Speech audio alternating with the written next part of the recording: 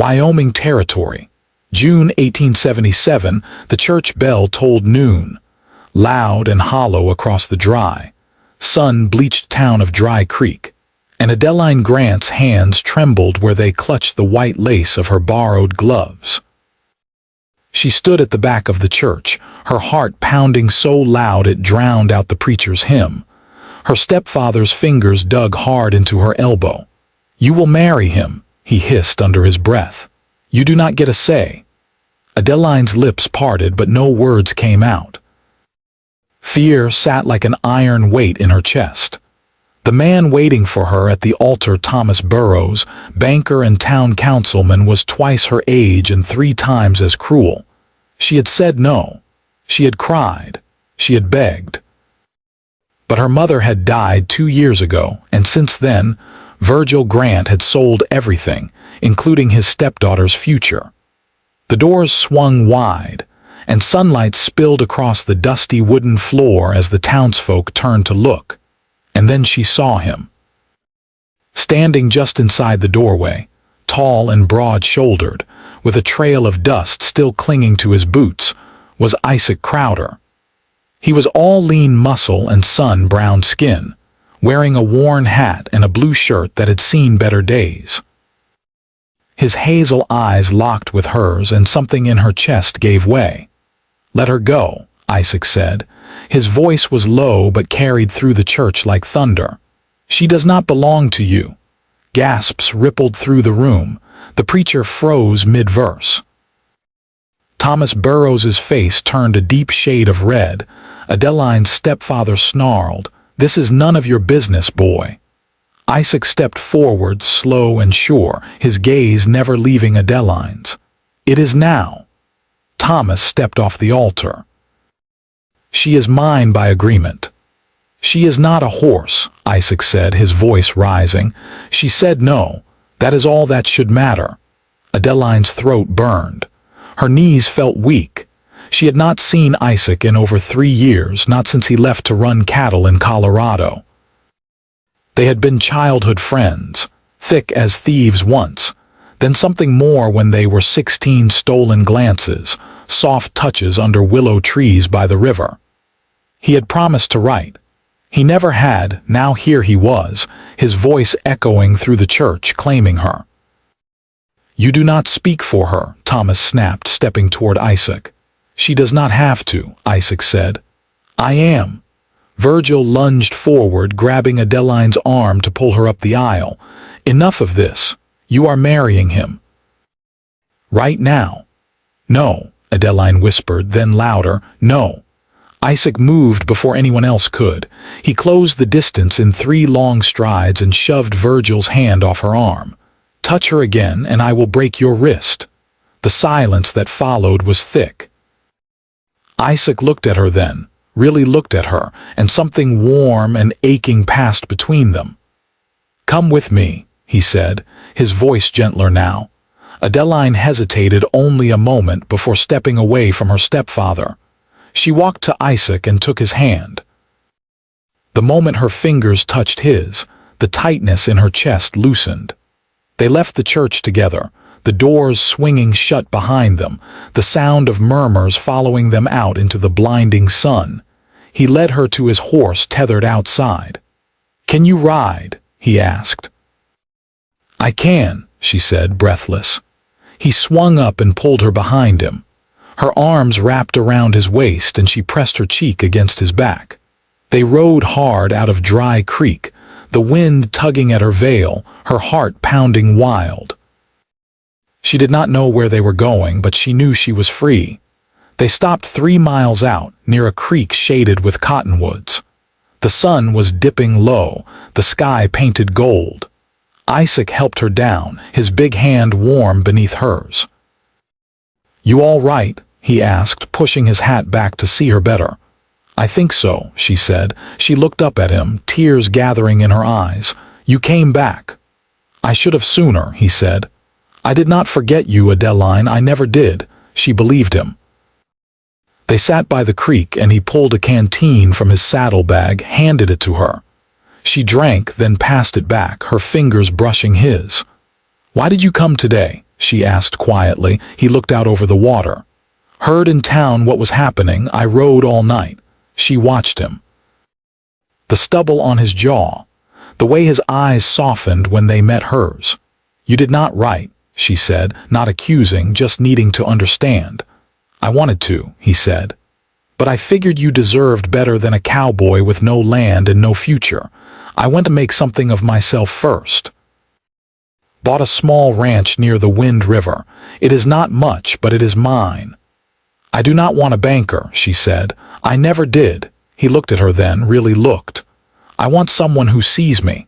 I see you, he said, and she knew he meant it.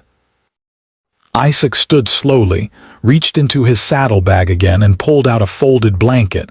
He laid it on the grass near the water and sat beside her. I will take you somewhere safe, he said, but only if you want that. She looked at him, heart full. I want to be with you. He reached for her hand, and this time she did not hesitate. Their fingers laced together, and the last light of day stretched long across the water, wrapping around them like a promise. They rose with the sun, the creek behind them quiet and glass like in the morning hush. A pair of mourning doves called from deep in the cottonwoods while Isaac saddled the horse. Adeline stood a short distance away, brushing her hair with her fingers, her veil long gone, caught somewhere in the trees the night before. She didn't ask for it back. Isaac looped the reins and gave her a nod. We'll stay off the main road. There's a dry stretch past the foothills, but it's quiet. We'll make the Wind River in 3 days if we ride steady. She mounted behind him without a word, her hands resting lightly at his waist. As they turned toward the slope rising east, she said, Will they follow? They might, he said, but not far. Men like Barrows don't leave their ledgers behind for long. She didn't laugh, but her breath caught like it wanted to. The trail tilted upward, scattered with juniper and stone, and they rode in silence for a time, the rhythm of the horse filling what words could not. When they stopped near midday, Isaac pulled an oilskin bundle from his saddlebag and passed her a strip of salt pork and half a biscuit. She took it without complaint. Her hands were dusty, and the hem of her dress had torn at the edge, but she didn't seem to mind. He watched her as she chewed, her eyes on the far ridge. You ever been outside Dry Creek? Only once, she said. My mother took me north to Lander when I was a girl. She bought me a red bonnet with her own sewing money. Virgil made her sell it back the next day. Isaac shifted, resting his arms on his knees. You don't have to talk about him. I want to, she said, not looking at him. He made her believe she owed him. And when she passed, he looked at me the same way, like something he'd tolerated, now something he could trade. Her voice didn't shake. She said it plain, like someone clearing brush from a trail. Isaac didn't speak right away. He reached down and picked up a small stone, turned it in his fingers, then tossed it across the grass.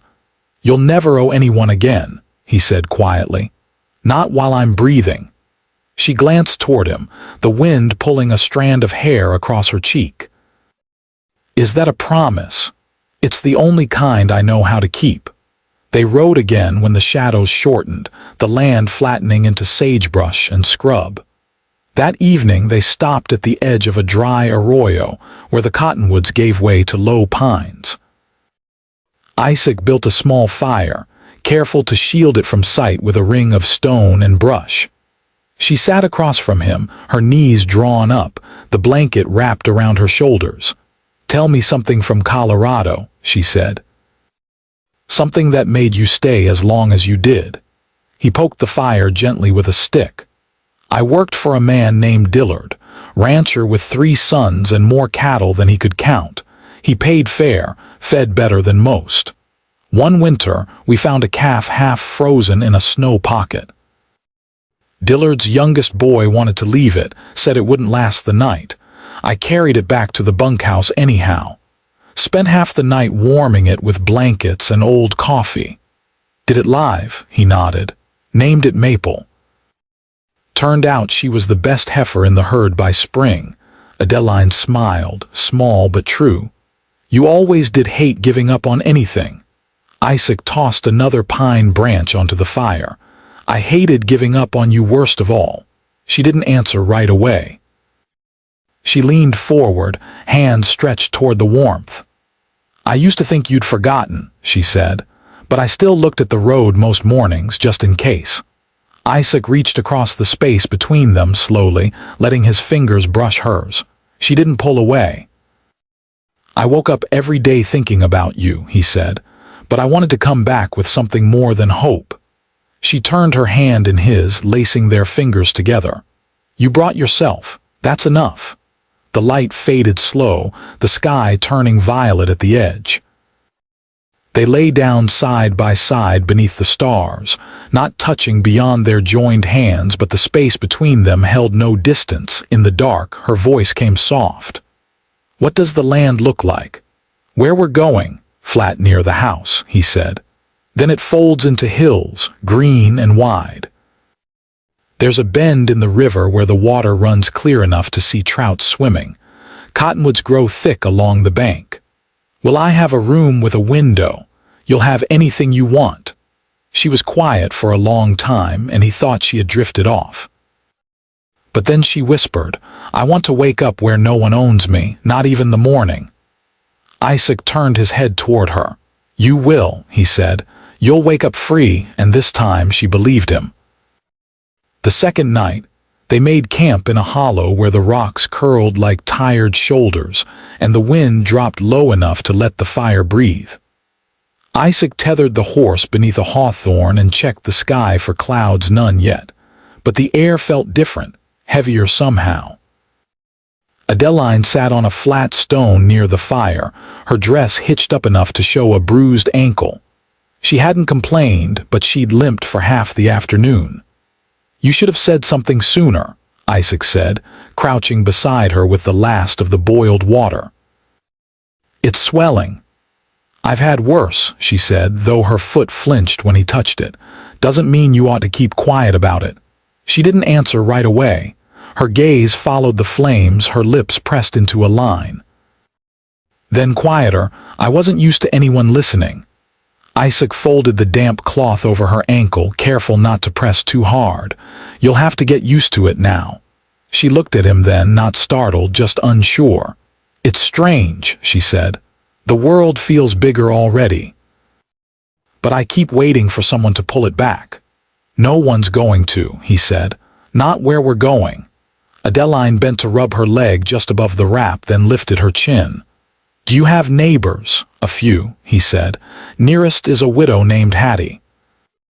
Keeps goats and talks more than a telegraph wire. You'll like her. I've never kept animals. You'll learn.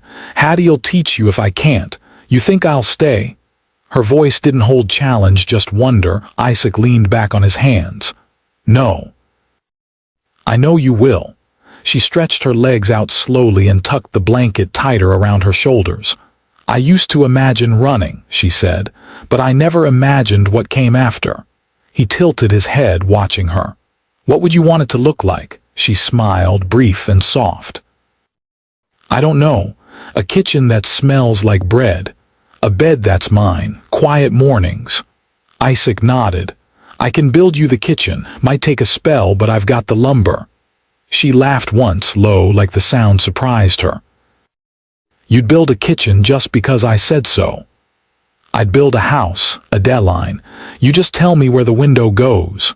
She looked down then, brushing ash from her skirt with the back of her hand. You always say things like they're already true. Only when they are. The wind picked up near sundown, rustling the grass behind them. Isaac stood and fed another branch to the fire. The flames crackled, and the light played across her face, her cheekbones high, her eyes steady. I thought about you every day after you left, she said.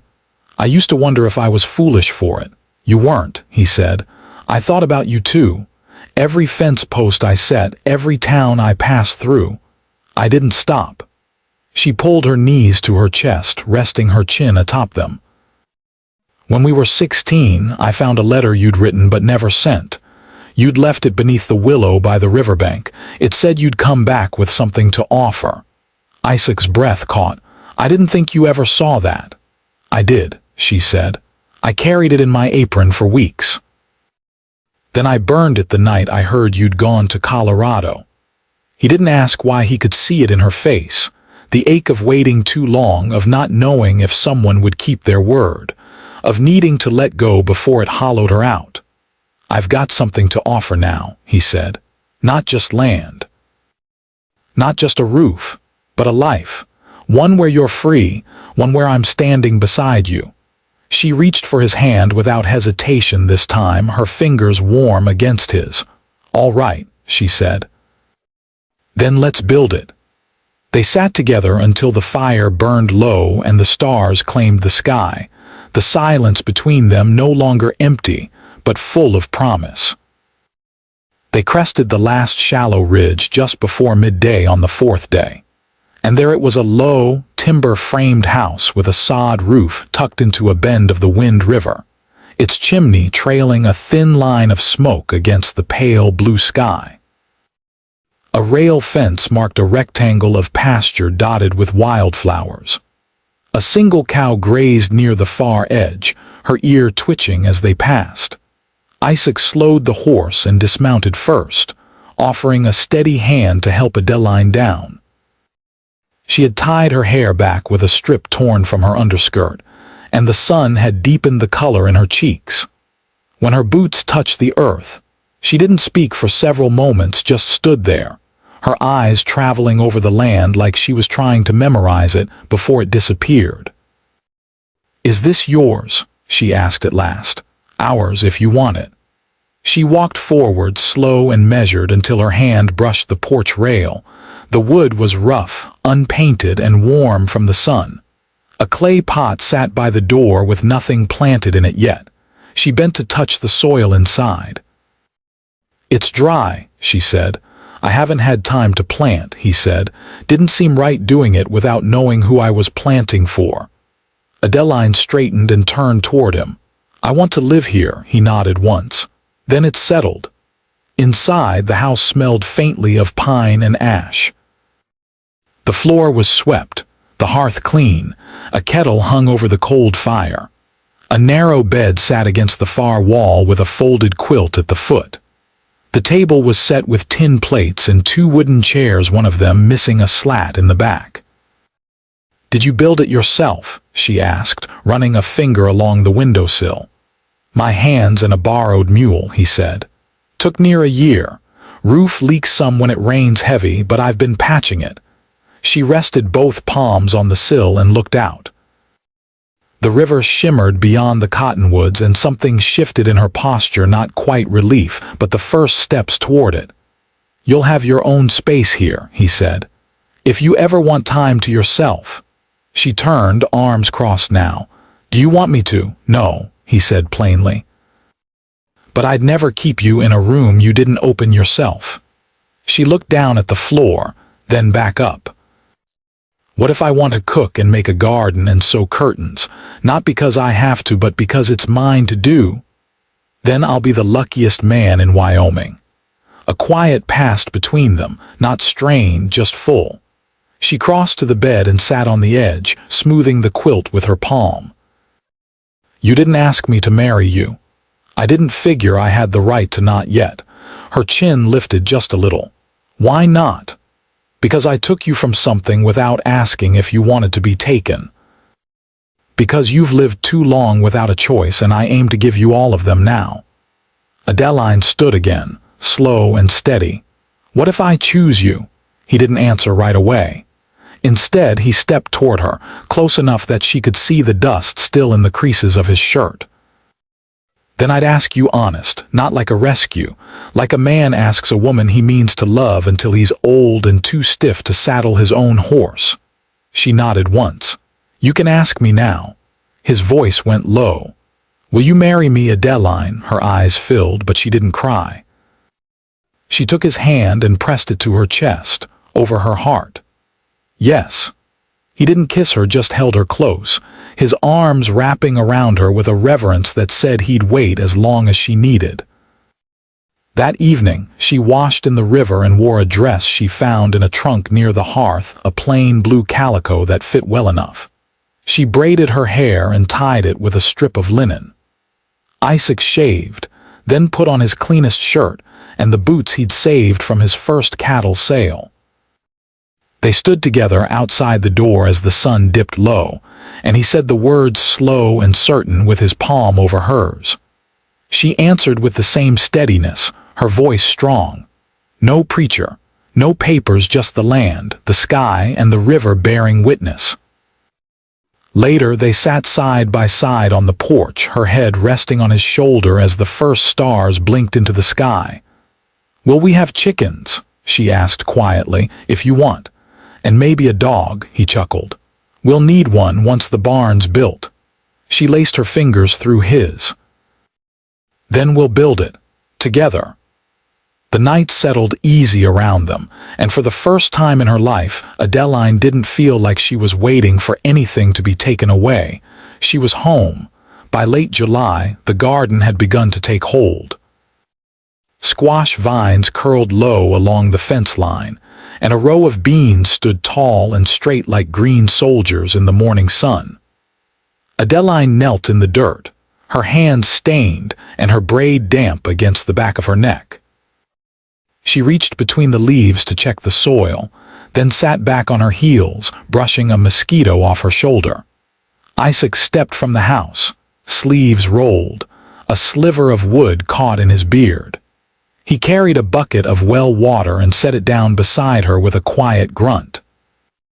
"You're up early," she said, wiping her palms on her apron. "Woke when the rooster did," he said. "Barn roof needs bracing before wind season." She reached for the bucket and dipped the ladle, then paused. "You always know what's coming." He crouched beside her. "Only because I've seen what happens when you don't." They worked in silence for a little while, the kind that didn't need filling. The sun rose higher and the air thickened with heat. When the last row was watered, she leaned her head against his shoulder, their shadows long over the turned soil.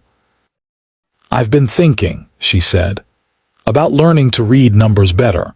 I can tally eggs and measure flour, but I never learned to keep proper accounts." He turned to look at her. "Hattie knows how. She used to keep her husband's ledgers. I can ask if she'll teach you." "I'd like that," she said. "If we're going to sell butter or trade seed, I'd rather not guess what's fair." He nodded, brushing a straw from her hair. "You're not one to guess." That afternoon, she took old muslin and began cutting strips for curtains. The shears were stiff, and her fingers ached by the time she pinned the fabric to the window frame. Isaac came in with sweat at his temples and paused when he saw her standing on the stool. "You're going to fall," he said. "Not if you don't startle me." He stepped closer, one hand steadying the stool. "I didn't know you'd started sewing." "I didn't," she said, "but I'm tired of the sun waking me before I'm ready." He watched her tuck the last pin, then helped her down. She looked up at him, and there was something new in her eyes, ease, maybe, or the first taste of belonging. That night, they sat at the table with 2 ears of boiled corn between them and the last of the pickled beets from a jar Hattie had brought down. Isaac passed her a slice of salt pork and leaned back. "There's a man coming through next week," he said. "Drives a wagon from Riverton. Said he's got a good plow mule for trade." She poured him coffee and folded her hands. "What's he asking?" "A crate of apples and a half sack of flour." She tilted her head. "We don't have apples." "I thought we might offer preserves instead. Yours turned out better than mine." She smiled, but not in the way that meant to please. "You're not just trading for a mule, are you?" He set down his cup. "No," she waited. "I want to clear the far field," he said. "Start saving for another cow." Adeline reached across the table and took his hand. "Then we will." At dusk, they walked the perimeter of the pasture. A light breeze moved the grass in waves, and the sky burned soft with the last gold of the day. She paused at the edge of the property where the fence hadn't reached yet. "What would you plant here?" she asked. Maybe wheat, he said. Or apple trees if we can keep the deer off them. She looked out over the open ground. I want to build a bench here, he raised a brow. A bench, for sitting, she said, for watching the light change. He turned toward her. I'll cut the wood tomorrow. They walked back hand in hand, their footsteps quiet in the soft grass. Winter came early that year, with frost curling up the window panes by late September. But the house stayed warm. The chimney held its draft, and the patch he'd fixed on the roof kept out the wet. Adeline baked bread once a week, and Isaac read aloud from a borrowed book by lamplight while she mended a worn shirt at the table. One evening, with snow drifting outside and the fire low, she set aside her stitching and crossed to where he sat. She settled on his lap and placed both hands on either side of his face. I'm not afraid anymore, she said. He kissed her forehead. Nor am I. I used to think peace was something you had to steal, she whispered, but it's not. It's something you build, one piece at a time. They sat there long after the fire dimmed, her head against his chest, the quiet around them full and whole. Years passed. The bench was built and weathered to a soft gray. 2 goats joined the pasture. A small orchard took root beyond the fence line, and the far field turned golden each August. They sold preserves in town and traded wool for sugar. Adele